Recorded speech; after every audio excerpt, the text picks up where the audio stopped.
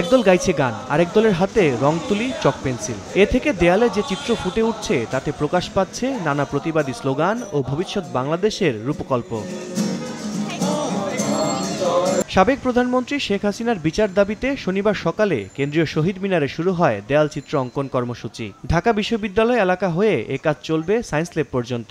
আমরা শেখ হাসিনার বিচার চাই, যে পর্যন্ত না এই বিচার হবে সে পর্যন্ত আমরা গণগ্রাফিটি আঁকতে থাকবো। আগামীতে কোথাও কোনো রকম যে স্বৈরাচার বা যে শোষণ যেটা যাদের দ্বারা হয় তাদেরকে আমরা চাই না। আমরা চাচ্ছি আমাদের শুধু মত প্রকাশের স্বাধীনতা নয়, দ্বিমত প্রকাশের স্বাধীনতা যেন আমরা পেয়ে থাকি। আমরা এখানে করতেছি যেন সবাই দেখে এবং তাদের মনের মধ্যে এই কথাটা যেন জেগে ওঠে। যে স্বৈরাচারী সরকার যার পতন হয়েছে তার তো বিচার হয়নি, তো তাকে অবশ্যই আইনি আওতায় আনতে হবে খুব তাড়াতাড়ি, এবং তার সাথে অন্যদেরও বিচার করতে হবে আগে।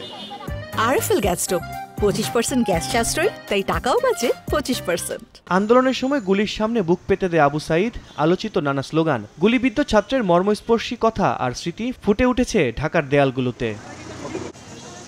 এছাড়া ধর্ষকের ফাঁসির দাবি, পাহাড়ে শান্তিসহ দেশের বিভিন্ন ইস্যুতে দেয়ালে প্রতিবাদ, প্রতিরোধ আর প্রত্যয়ের বাণী ফুটিয়ে তুলছেন বিভিন্ন শিক্ষা প্রতিষ্ঠানের শিক্ষার্থীরা। আগের যে যা আছে ওগুলো সব উঠে আমরা নতুন করে দেশ গড়তে চাইতেছি। ওয়ালে এই গ্রাফিতির উদ্দেশ্যটা হলো যে আমরা একটা মেসেজ তৈরি করব, যে মেসেজটা দিয়ে মানে পথে যারাই আসবে যাবে দেখে এটা যেন ইন্সপায়ার হয়। রিকশার মধ্যে যখন নাফিজের লাশটা ছিল, ওটা তো কেউ জানতো না, ওর বাবা মাও জানতো না যে কোথায় ছিল। পরে যখন ছবি বের হয় রিকশার মধ্যে, তখন বাবা মা জানতে পারে যে ওর মানে ডেড বডি এইভাবে পড়েছিল। একজন মহিলা তার শাড়ির আঁচল দিয়ে একজনকে ফাঁসি দিচ্ছে, আর কি মেনলি বুঝাতে চাচ্ছি যেটা রেপিস্টদের সর্বোচ্চ শাস্তি হওয়া উচিত হচ্ছে ফাঁসি দেয়া। আঁকিয়েদের আশা তাদের এসব কাজ সাক্ষী হয়ে থাকবে ইতিহাসের, আর তা থেকে দেশপ্রেমে উদ্বুদ্ধ হবে আগামী প্রজন্ম।